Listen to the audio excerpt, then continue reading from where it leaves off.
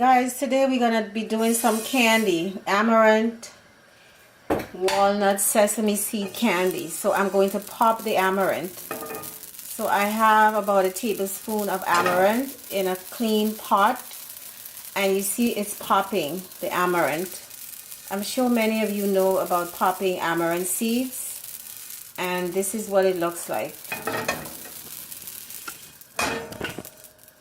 The pot has to be medium hot. You don't want the pot too hot or else the seeds would burn. As soon as you put the seeds into the pot, it has to start popping like this.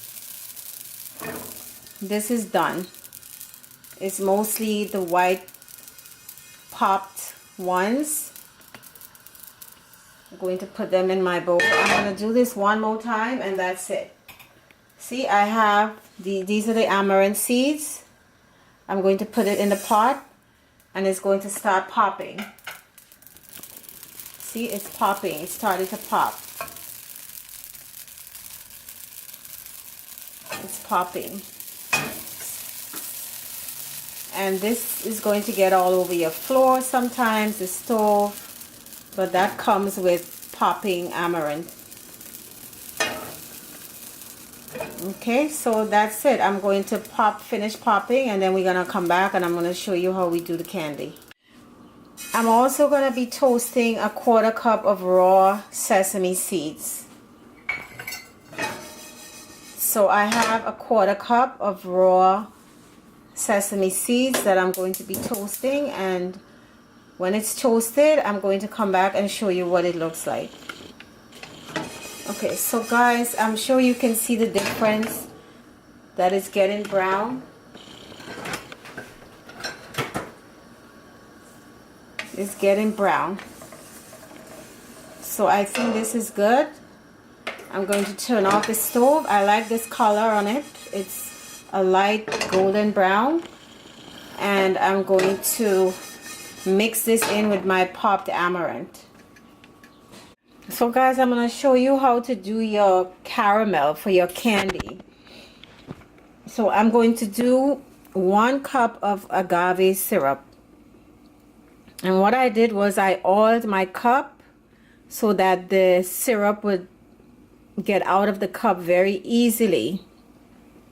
So I have my stove on medium low and I'm going to put in a cup of agave syrup. It's coming out there fairly well.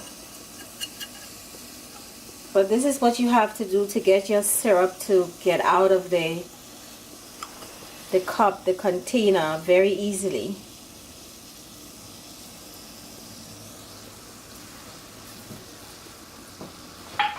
And I'm going to do 1/2 cup of water. This is very simple. Caramel is very simple. Water, and back in the day we used to do sugar. But since we're not using sugar, we're using the agave syrup and a pinch of salt.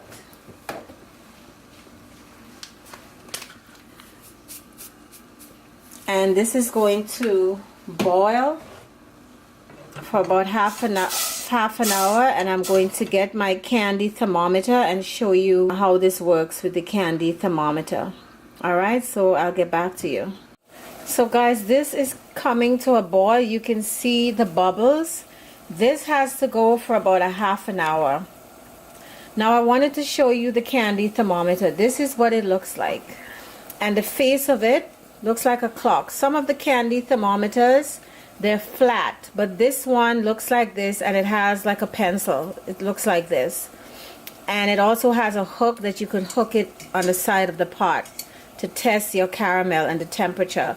Temperature is important when you're doing candy.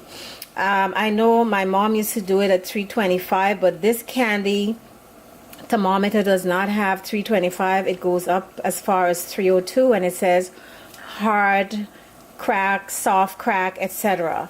So I'm doing this at 302 based on this thermometer. I did this before and it's fine. The 302 temperature looks great. So I'm putting this on medium heat. This is something you have to watch. You cannot move away from the pot because it can boil over. So you put your heat on medium high, and this is going to start coming up and coming up and coming up. And after about half an hour, you're going to test it. You're going to leave this in the pot, and then it comes up to 302 or 325, and you turn off the stove, and then I'm going to show you what you do next. But I just wanted to show you the bubbles. You see the bubbles? So your caramel is cooking. It's cooking away, and do not keep your eyes off of it because you don't want this to boil over. And please keep the kiddies away from this because this burns really, really badly. All right, so I'll get back to you. Okay, so I wanted to show you the bubbles, and I put the thermometer in there, and it, you know, it starts at 150 and it's moving up. It's moving up. So I needed to go all the way to 302, which is about here. It's at 200 now, a little past 200.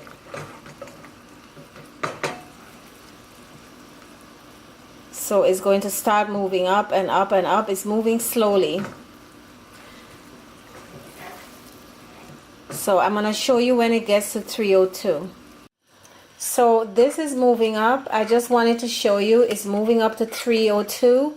This pot is too deep. I should have done a smaller pot because you have to really immerse the whole thermometer, almost, you know, a little more than half or about half of the thermometer into the caramel. If you don't do that and you just have the tip of it, it's not going to move up quickly. I know this is done just from eyeballing it. I know this is done, and it's going to set and it's going to get hard. This is almost at 300. So when you do this, you know, you might have a little trial and error in the beginning, but I know you can do this. I know you guys are smart and you can do this. But I bought this thermometer just for you guys because I could easily eyeball this and do my candy, which I usually do. But if you're making candy for the first time, you absolutely need a candy thermometer so you know the correct temperature, else it's not going to get hard and to set. So what I'm going to do, this has been cooking now for almost half an hour, not quite yet.